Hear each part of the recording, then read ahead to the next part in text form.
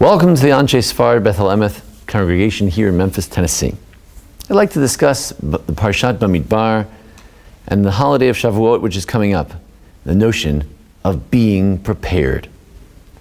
If you look in Parashat Bemidbar, it's all about being prepared. Entire Parsha about getting ready. There's once a little cartoon of Lucy and Charlie Brown, and they were saying that Lucy just didn't understand what it means to get suited up for a game. There's a concept of being suited up, getting ready, make sure the brim of the hat is just right, make sure that you have your arm exactly the right place and your leg kicked in the dirt just in the right way. There's an important notion of suiting up, getting ready, and that's what Bemidbar is all about, and I'd like to show that that's what Shavuot and getting ready for Shavuot is all about, being prepared. If we talk about in what sense is Parashat Bemidbar all about getting set up, first we have to be set up. Who is going to go about making this census so we can set up for what we're going to set up for? Well, the Nesiim, the 12 leaders, with Moshe and Aharon, they'll be Itchem Yiyu, Ish Lamateh. Each tribe will have its own leader. That's very important. Then they have to count the population. What is the population of each tribe? Let's list it. The population of each tribe. Who is their Nasi? What's the name of the tribe? Then we have another setup, an actual physical setup of the camp of the Jewish people. The 3 tribes on this side, and 3 tribes on that side. And then there are 3 Levitical tribes that are in the middle. We have to count them too. What is their role? And what is each tribe? What do they carry? Which part of the Mishkan, the tabernacle, do they get to carry?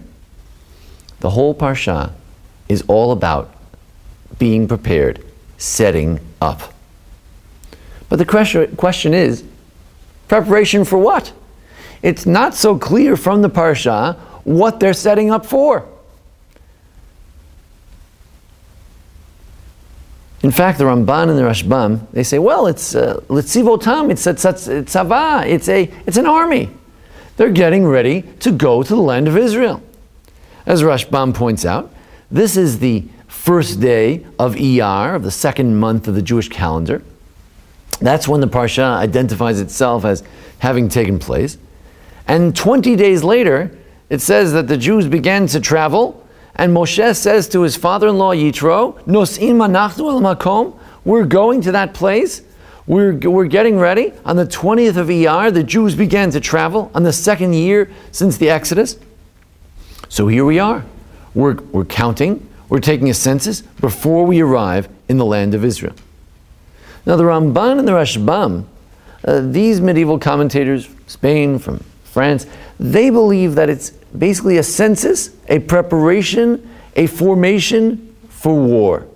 Which war? The war to conquer the land of Israel. Now at first it may seem that we're going to march right into the land of Israel. It turns out, though, that we set up for the land of Israel, but we never actually went in. We didn't go in until 40 years later. These Jews themselves, very few actually ever went in. So our Parsha is all about setting up for an eventuality that never takes place. But it takes years. It takes lessons, hard-earned lessons, to actually come to the land of Israel. You can't just go without being prepared. And sometimes it's the trials and tribulations of one generation after the next before you can actually land in the land of Israel. There's another possibility. We're not setting up for anything in particular at all. For Rashi, we're not so much going somewhere, but God wants to count us. He wants to see the Jewish people, the beauty of the Degalim, the beauty of the formation of the camp of Israel. It's sort of like Sinai. We're not going anywhere. We're just counting them. On the 1st of Nisan, in that year, the Mishkan gave the presence of God among the Jewish people. And now, a month later, we're counting them. God wants to show how much He loves this people with whom He will now dwell. It's not about moving forward. It's a static process. It's about being where you are, being in the right place. Or you might describe it as centering. We want to center ourselves.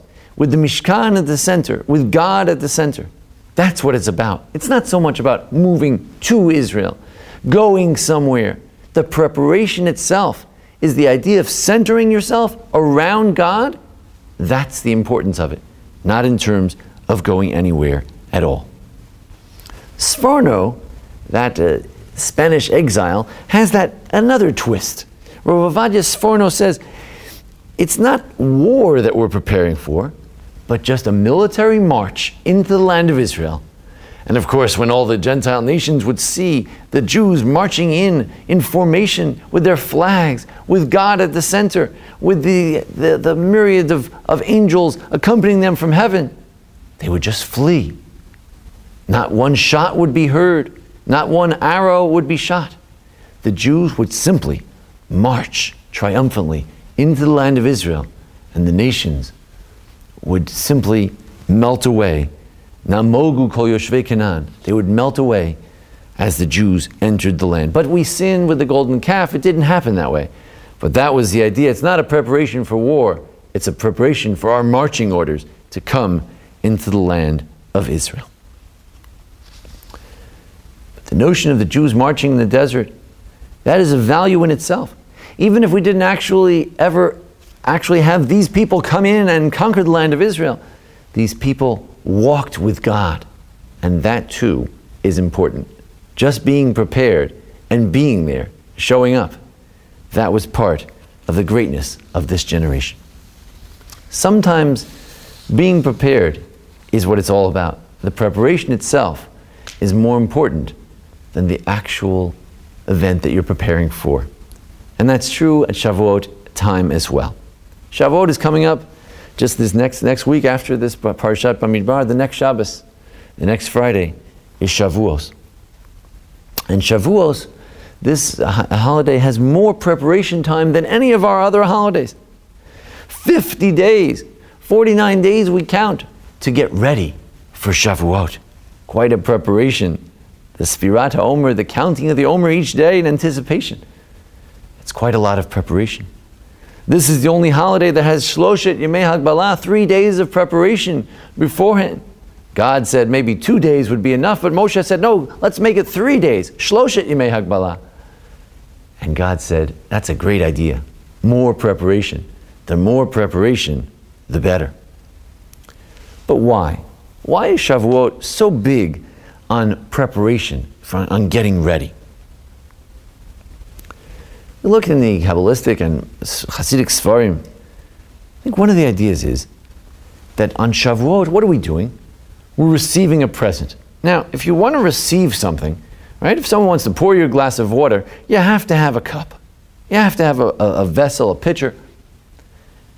The idea of getting ready before Shavuot is to get your cup ready, to make yourself a vessel, a receptacle, to receive the gift of the Torah. Are we worthy receptacles of the Torah? So each day, we count and we count. The notion of standing at Mount Sinai is important. But just to get ready to stand there, to be there before we even got the Torah, that's also important. As we learn from the Dayenu prayer, Ilu Kurvanu Lifnei HaSinai, we say at the Haggadah, we say at the Seder on Pesach. If we had just stood at Mount Sinai and not received the Torah, Dayenu, that would be enough. Because to be prepared to get the Torah, that is a great accomplishment. And when we say we're prepared to get the Torah, it's not just an ancient event or once upon a time we got the Torah and we needed to be prepared at that time to get the Torah. But rather, each year, say the Hasidic Sfarim, each year it's a new receiving of the Torah. It's Zman Matan Toratenu. It's the time of getting the Torah, not then, but every year. It's a time to get ready to receive the Torah again. But to receive the Torah, you have to be ready. You have to be geared up. You got to get the baseball glove on to catch that Torah. We have to make ourselves proper vessels. Got to clean out the cup before we pour in the milk.